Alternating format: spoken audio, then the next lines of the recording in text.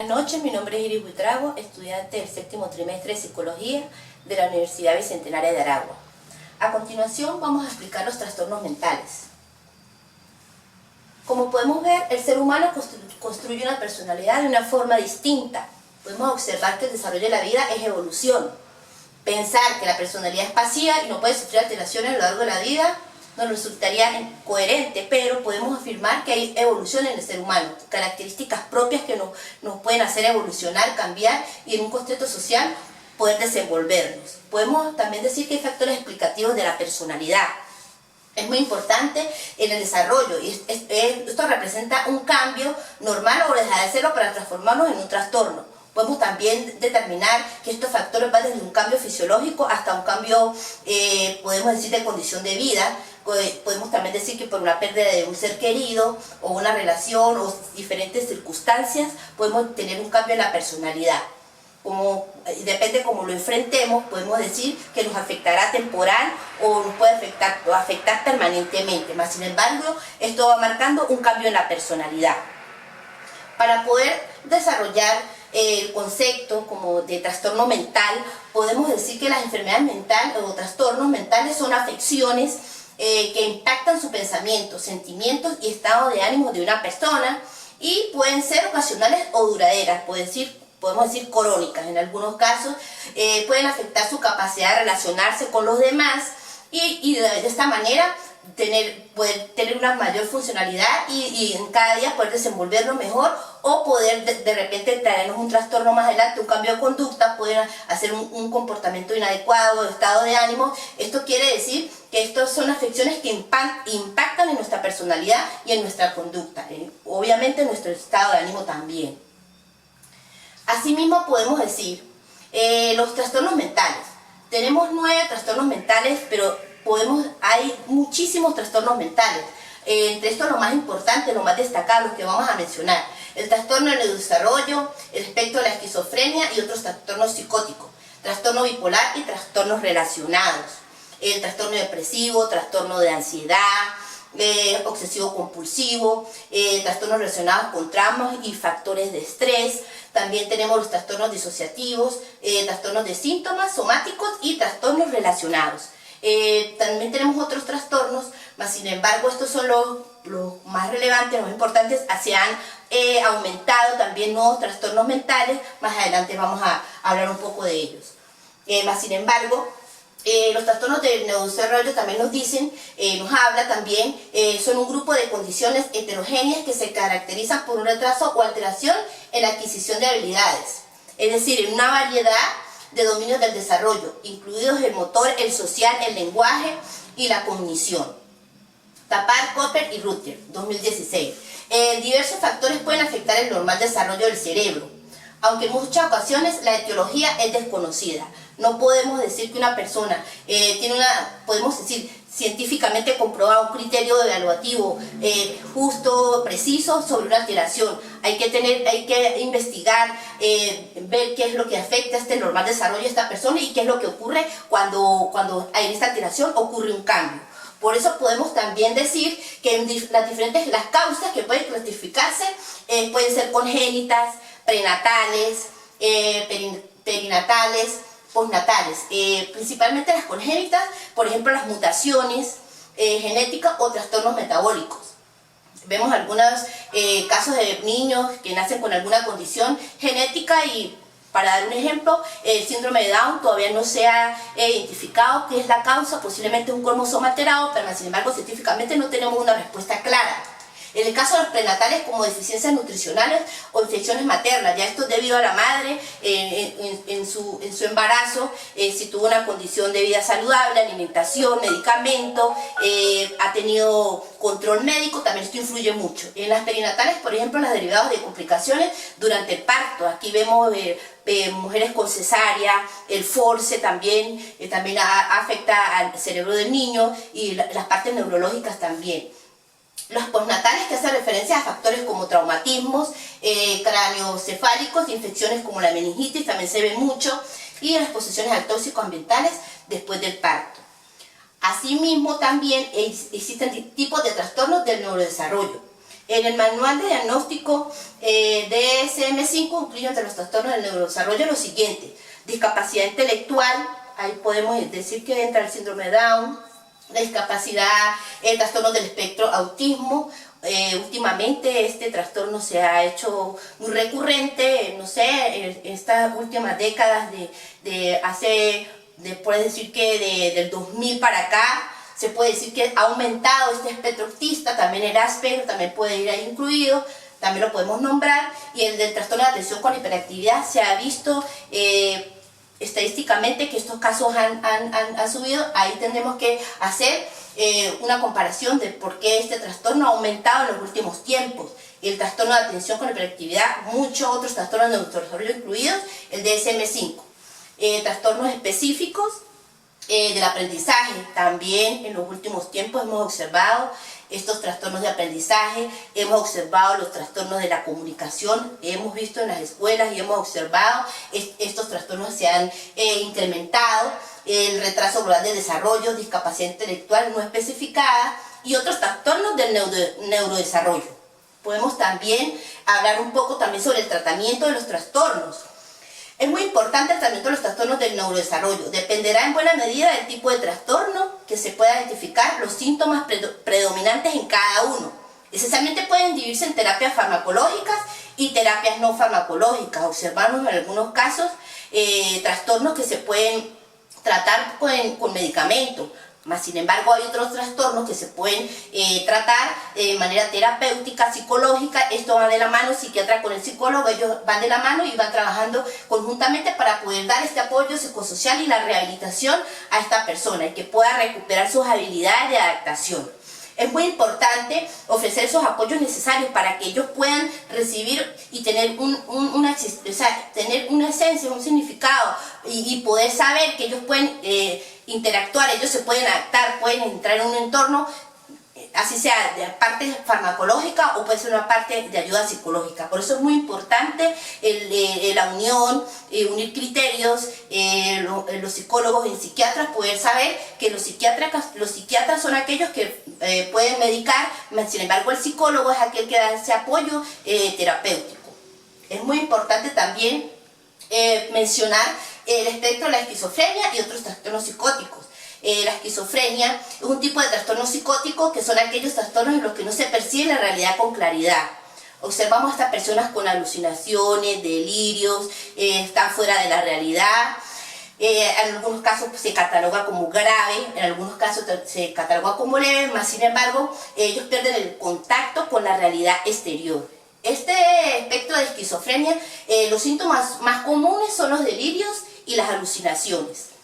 Podemos observar también que es muy importante que las causas más frecuentes suelen ser las siguientes. Hay muchas causas que lo pueden detonar este trastorno. El consumo de algún tipo de sustancia o medicamento. Observamos personas que han sido dependientes de drogas y han estado en la calle o han sufrido algún problema y la ingesta de drogas los llevan a enfrentar este tipo de enfermedades. Pueden ser una de las causas. El Parkinson también, tumores en el cerebro, demencia como el Alzheimer y accidentes cerebrovasculares. También como podemos observar también que hay personas que tienen accidentes automovilísticos o algún accidente vial y entonces presentan unas lesiones cerebrales y le pueden ocasionar este tipo de trastornos. También causas biológicas como la genética, con algún familiar pueden tener dependencia o tendencia a sufrir alguna de estos tipos de enfermedades. También hay causas psicológicas del estrés, la ansiedad y la depresión. En este caso es un desencadenante cuando esta persona presenta algún síntoma de estrés, depresión, a lo largo que no se vaya esta persona controlando, no se vaya chequeando, puede llevar y desencadenar un efecto de poder sufrir un trastorno de esquizofrenia. Y las causas sociales como el haber sufrido algún tipo de trauma, ese puede ser una también de las causas principales que ocasionan esta patología. También tenemos el trastorno bipolar y trastornos relacionados. Incluyen los trastornos bipolar 1, bipolar 2, clitotimia y bipolar, sin especificación. Tenemos la teoría cognitiva que señala que ocurren distorsiones muy tempranas en el proceso de pensamiento, acontecimientos evaluados negativamente que culminan en depresión, demandas no realistas a estas personas que tienen un efecto negativo en sus pensamientos, desilusiones, pérdidas del optimismo. Eventualmente esto produce depresión y esto produce en esta persona a muchas veces depresión, estrés y muchas veces ansiedad. Beck propuso que ciertos esquemas cognitivos adquieren importancia durante la depresión, mas sin embargo dominan el proceso mental y llevan a distorsiones cognitivas, citado por Gaviria. Es muy importante destacar aquí que estos pensamientos que desencadenan estos pensamientos no realistas realmente son creencias, pueden tener ayuda psicológica, pueden llevar una evaluación donde podemos saber y poder tratar a esta persona y poder detectar en cuál de estos esquemas esta persona se encuentra para poder recibir una ayuda y en cuál de estos trastornos se ubica para poder dar así una terapia, ya sea farmacológicamente, psicológicamente, para poder ayudarnos. Así que es muy importante también destacar que el DSM-4, actualmente está el DSM-5, pero el DSM-4 incluye los siguientes criterios para especificar la naturaleza del actual o más reciente episodio. Puede ser en leve, moderado, severo, sin síntomas psicóticos, severos con síntomas psicóticos, en remisión parcial o total, o con rasgos catatónicos o con inicio posparto.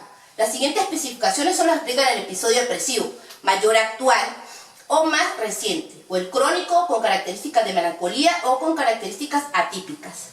Podemos también observar, y es muy importante, que existen una serie de patrones que llevan a producir el trastorno bipolar. Aquí es muy importante la parte afectiva que están presentes en la personalidad. Últimas investigaciones nos dicen que la posibilidad genética que una anomalía predispone a la enfermedad puede disponer a la enfermedad bipolar. Por todo ello resulta evidente que se debe someter a un estudio muy completo, muy complejo, porque no podemos por 2 o 3 características decir que una persona presenta bipolaridad, ya sea en cualquiera de sus clasificaciones.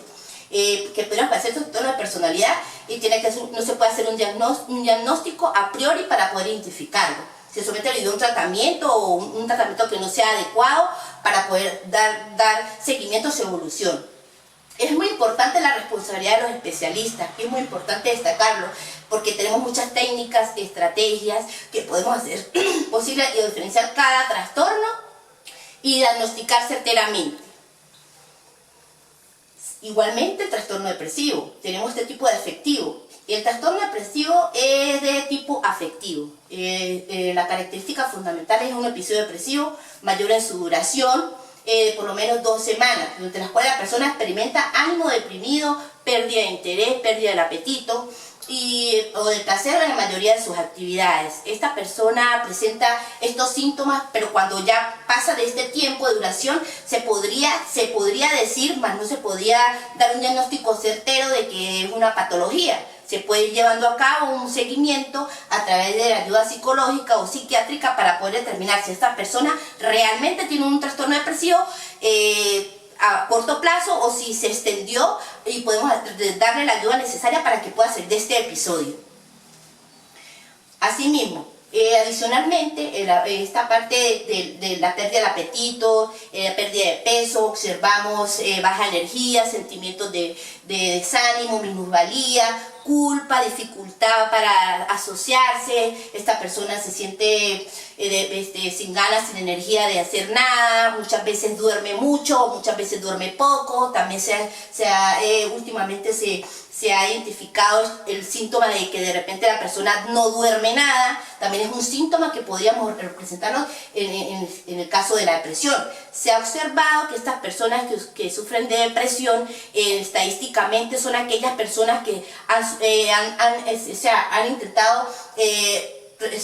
intentado suicidar, o al menos lo han nombrado o lo han dicho a sus familiares más cercanos. Y estos son los señales de alerta que los familiares deben tomar en cuenta cuando una persona presenta estos síntomas de depresión. Es muy importante el acompañamiento y con el acompañamiento de la familia para poder brindar ayuda a esta persona. Asimismo, tenemos también los trastornos de ansiedad. Los trastornos de ansiedad es una reacción emocional normal necesaria para la sobrevivencia de los individuos y de nuestra especie. ¿Qué pasa cuando una persona últimamente hemos observado el dominio de los términos ansiedad. Las personas confunden la ansiedad en la parte de trastorno mental con una ansiedad, por decir, por ejemplo, no es que estoy apurado, que voy muy rápido, entonces les decimos, no, esta persona está ansiosa. ¿Qué pasa con estos términos que los hemos utilizado? Últimamente las personas dicen, no, tiene depresión, no, esta persona está deprimida, ya es un trastorno. No, es un episodio. Igualmente pasa con la ansiedad. No hemos confundido que esto es una reacción emocional normal dentro de lo que se puede decir un evento normal de una persona. Pero ¿qué pasa cuando se exceden los niveles de ansiedad en determinadas situaciones? Cuando vemos un exceso de comportamiento, de reacción, en este caso deja de ser normal. Ahí tenemos que tener mucho cuidado nosotros como futuros psicólogos de entender que no podemos confundir la ansiedad como un episodio normal de cada día de las personas con una ansiedad ya que se presenta a un nivel excesivo. Los trastornos que pueden producirse cuando la ansiedad es muy elevada tradicionalmente se dividen en trastornos físicos y trastornos mentales. Aquí también podemos observar, la segunda parte nos dice que la ansiedad también está asociada a desórdenes relacionados con el sistema inmune. Sí, también está relacionado con la enfermedad, con el cáncer, con la artritis y con otras enfermedades también. Podemos también decir que esta persona se encuentra un nivel de ansiedad, ya sea por un tratamiento, por un diagnóstico médico, porque esta persona tiene algún problema y este problema se puede transformar en crónico. Allí es donde entra como posible patología la ansiedad, como posible porque se tiene que revisar y se tiene que indagar y para que esto no amenace la calidad de vida de esta persona. Y los trastornos con el dolor juegan un papel muy importante. En lo que es la depresión, lo que es la ansiedad, ellos tienen en el dolor, ellos juegan un papel muy importante porque allí es donde se desencadenan. Los trastornos de ansiedad, según el DSM-4, tenemos ataques de pánico, crisis de ansiedad, crisis de angustia y pánico. Estas crisis de trastornos de ansiedad lo observamos normalmente en algunas sociedades, en la sociedad últimamente con los términos que utilizamos del estrés. Observamos pánico en personas últimamente con la pandemia, hemos observado personas con crisis de ansiedad, crisis de pánico, angustia, y esto no quiere decir que esta persona tenga un trastorno patológico. Ahí es donde entramos nosotros como futuros psicólogos a evaluar, a llevar a esta persona que baja sus niveles de ansiedad, sus niveles de crisis de angustia debido a la pandemia, por dar un ejemplo. Podemos observar este tipo de comportamiento, más sin embargo no podemos decir un criterio único y decir que esta persona lo tiene, no, simplemente vamos a tratar, vamos a ver hasta dónde llegamos y poder darle a esta persona una ayuda. También tenemos la agorafobia, algunas personas lo sufren, algunas personas no, pero sí se observa la agorafobia en personas que tienen pánico a estar en un lugar solo, pánico a estar donde hay gente, podría un trastorno de ansiedad, según demostrarla, pero un nivel muy leve.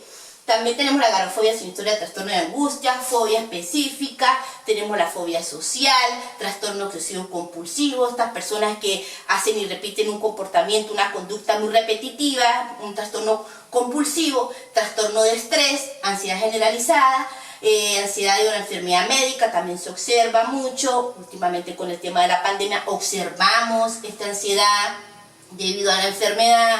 También no lo hemos observado, más sin embargo se puede tratar, más sin embargo es algo muy pasajero. También tenemos el trastorno de ansiedad producido por sustancias, obviamente, el uso de drogas, el uso de alcohol y de sustancias que son tóxicas para el cuerpo. Y se incluye finalmente el trastorno de ansiedad infantil, el trastorno de ansiedad por separación. Allá he incluido la parte familiar, la parte donde la sociedad también tiene parte importante en una persona que quiere adaptarse a la sociedad, o un niño con una familia separada, y donde entra la parte de educación, la parte psicológica de la sociedad, la adaptación, y ahí podemos ir llevando poco a poco y no dar por hecho un trastorno de ansiedad. Más sin embargo, aquí están mencionados, científicamente comprobados que existen, más sin embargo nosotros como futuros psicólogos debemos saber unificar criterios y buscar la manera más adecuada de tener un criterio único y que sea lo más adaptable posible. Y también tenemos el trastorno depresivo. El trastorno depresivo, volvemos con el trastorno depresivo. El trastorno depresivo es un conjunto de síntomas de predominio afectivo, ya lo sabemos, aunque en mayor o menor grado. También están presentes tipo cognitivo, volitivo, somático, personas que somatizan más este trastorno depresivo. Hay personas que tienen un síntoma depresivo y no lo dicen, no lo demuestran, no lo sabemos. Allí es donde entra el acompañamiento familiar, donde nos pueden decir, pueden buscar ayuda psicológica para poder tratar a esta persona. También habla de una afección global y psíquica y física, haciendo énfasis en la esfera afectiva. Sabemos que una persona con depresión no se puede relacionar socialmente, una persona no se adapta, tiene problemas de adaptarse, tiene problemas para poder entrar o poder hacer cualquier actividad, ya sea en su trabajo laboral, familiar. Esta persona disminuye su energía, disminuye su capacidad de relacionarse. En el episodio depresivo debe tener una duración de al menos 2 semanas. Siempre está presente como mínimo 2 o 3 semanas. También tenemos otros síntomas típicos de la depresión: pérdida de interés de la capacidad para disfrutar, aumento de la fatigabilidad, pérdida de interés, ánimo depresivo. Asimismo, también tenemos el trastorno obsesivo compulsivo y trastornos relacionados. Anteriormente habíamos dicho el trastorno obsesivo compulsivo, lo nombramos anteriormente. Nos habla sobre una obsesión compulsiva, o ambas. La obsesión son ideas, imágenes, impulsos recurrentes en los cuales hacemos y repetimos lo mismo, una conducta repetitiva. Y las compulsiones son necesidades patológicas para actuar según el impulso. Aquí es muy importante, para actuar es importante, esto provoca ansiedad y angustia excesiva. Las obsesiones y las compulsiones causan gran angustia a esta persona, interfieren en el desempeño académico, social. Esta persona no puede adaptarse o disminuye sus capacidades para poder desenvolverse por esta conducta repetitiva. Y el diagnóstico se basa en la anamnesis, que es el tratamiento. Este tratamiento consiste en la terapia conductista. Esta es la más adecuada, la más idónea, la que podemos ir enfocando, una guía para que esta persona pueda ir cambiando un poco esta conducta compulsiva y mirar de qué manera esta persona atrae, por qué pensamiento recurrente viene, y ir haciendo una terapia con esta persona para que pueda ir poco a poco con el tratamiento conductista y poder sacarlo de esta, como puede decir, de este episodio de trastorno de compulsión. Asimismo, podemos también decir que los trastornos obsesivo-compulsivos y los trastornos relacionados, ellos comprenden varios trastornos relacionados que incluyen el trastorno dimorfómico corporal, trastorno de acumulación compulsiva, tricotilomanía, estas personas que se tiran el cabello, estas personas que trastornos con pellizcos en la piel, que observamos con comportamientos repetitivos, compulsivos también. Y los estudios sugieren que hay un comportamiento familiar, mas sin embargo no se ha identificado completamente los genes específicos, aunque en animales sugiere una normalidad. Mas sin embargo estos genes afectan la función de la microglia. También algunos expertos aún no están convencidos de que esto pudiera llevarse así, con esta evidencia que todavía no ha hecho todavía mucha evidencia de que estos pueden ser estos casos, pero se ha asociado con alguna infección. Mas sin embargo, el tratamiento es terapia cognitivo-conductual en general y inhibidores selectivos de la recaptación de serotonina. Aquí la terapia cognitivo-conductual es útil si los niños están motivados y pueden llevar a cabo las tareas. Aquí es muy importante que esta parte cognitivo-conductual, que la persona entienda, que pueda saber que tiene algunos mecanismos que los pueden utilizar, que se pueden ayudar, y que los expertos están plenamente convencidos de que se pueden hacer algunos tratamientos cognitivos conductuales, en los cuales ellos pueden recapacitar y poder integrarse más adelante. También tenemos los trastornos relacionados con los traumas y los factores de estrés. Muy común, lo vemos mucho, los tipos de traumas, trastornos relacionados con el estrés, el trastorno de apego reactivo. El trastorno de apego reactivo también, por sus siglas en inglés, se caracteriza por problemas graves en el apego emocional a los demás. Aquí también podemos ver una especie de trastorno del cual la persona no se adapta. Observamos una apatía en esta persona, no lo motiva, una persona que realmente no lo motiva, no tiene motivación para hacer sus actividades, y no consigue ningún apego, ninguna motivación, no consigue ningún interés en adaptarse. Más sin embargo, el trastorno de relación social desinhibida se caracteriza por un patrón de comportamiento que involucra un comportamiento culturalmente inapropiado. Allí vemos, observamos algunas personas, por ejemplo, de que son personas que se hacen cosas que pueden llegar a ser personas con una personalidad delictual. En muchos casos estas personas observamos que pueden tener un comportamiento delictivo. También tenemos el trastorno de estrés postraumático, la angustia psicológica significativa que dura más de un mes de la exposición a un evento traumático o estresante. El trastorno de estrés agudo. Y tenemos el trastorno de adaptación, se caracteriza por el desarrollo de síntomas emocionales o conductuales respecto a un factor estresante. Por ejemplo, problemas en el trabajo, problemas en ir a la universidad o problemas para hacer un proyecto. Esta persona no se adapta, son aquellas personas, lo vemos mucho en psicología laboral, que observamos, ahí es donde entra esta parte de la psicología laboral, donde captamos a esta persona que no se adapta, que no cumple, no va a trabajar, no sigue las reglas, y allí esta parte, aquí es donde podemos observar que puede haber un trastorno. Asimismo, estos trastornos están relacionados con traumas y factores de estrés. El tratamiento y apoyo es muy importante. El tratamiento exitoso de los trastornos relacionados con el trauma generalmente requiere tanto los medicamentos como alguna forma de psicoterapia. Observamos muchas personas que se les diagnostica un trastorno y estas personas van al psiquiatra, son medicadas y esta persona evoluciona muy bien, mientras que hay otras personas que van al psicólogo, también siguen psicoterapia y también les va muy bien. Y se ha demostrado que dos formas de terapia cognitivo-conductual centrada en el trauma son eficaces para tratar los trastornos relacionados con el trauma.